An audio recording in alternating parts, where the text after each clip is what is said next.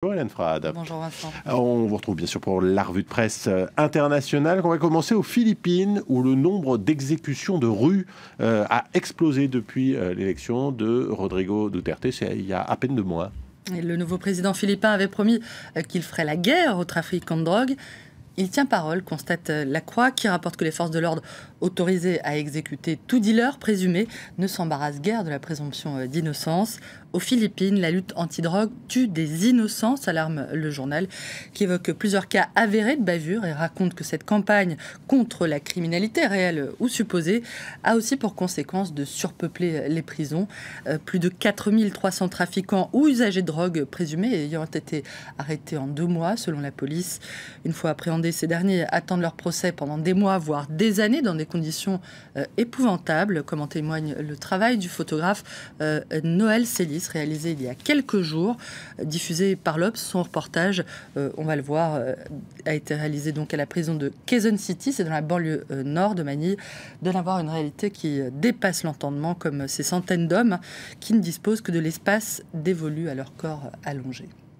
La presse philippine, elle aussi d'ailleurs, dénonce des exécutions extrajudiciaires qui sont passées sous silence. Personne ne se targue d'encourager le meurtre d'innocents, mais il semble que beaucoup de Philippins souhaitent laisser à la police et aux milices le soin de juger de l'innocence ou de la culpabilité, voire associer la mort elle-même à une preuve de culpabilité, dénonce The Philippine Daily Inquirer, qui se demande combien de vies innocentes doivent encore être sacrifiées pour que les Philippins se rendent compte que quelque chose ne va pas, je cite.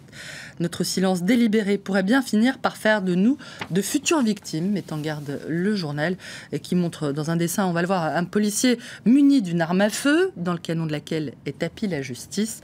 Illustration d'opérations antidrogue mortelles et discutables.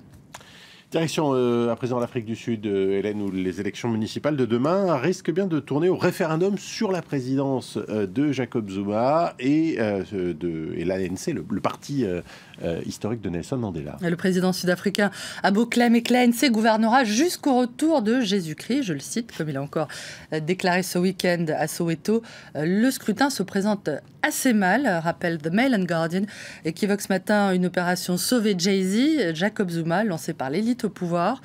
Les élections de mercredi pourraient déterminer l'avenir du gouvernement Zuma, prédit le journal, qui rappelle à la fois son impopularité et les multiples scandales qui l'entourent et la tonalité raciale de sa campagne.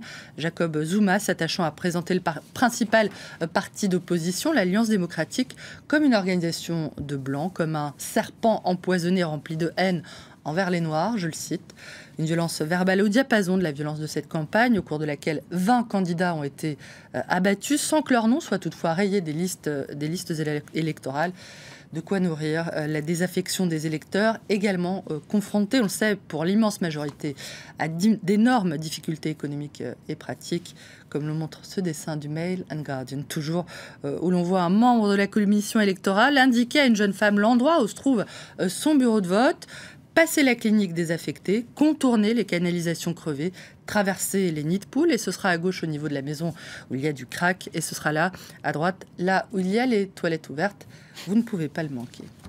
Allez, on termine cette revue de presse avec toute autre chose. Hélène, le succès mondial du fameux Pokémon Go. L'engouement du public pour ces petits personnages suscite la réflexion du Guardian, qui explique en substance que les jeux à la mode en disent beaucoup finalement sur la société dans laquelle ils s'épanouissent.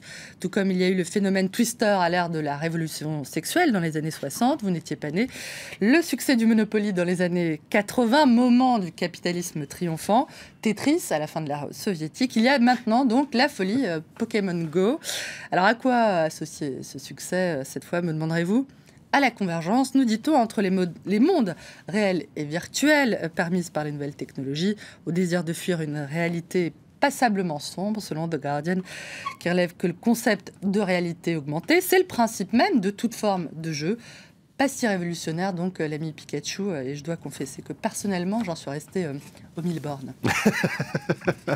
Allez, vous pouvez rentrer à la maison pour jouer. Merci Hélène Frade, je vous dis à demain pour de nouvelles revues de presse.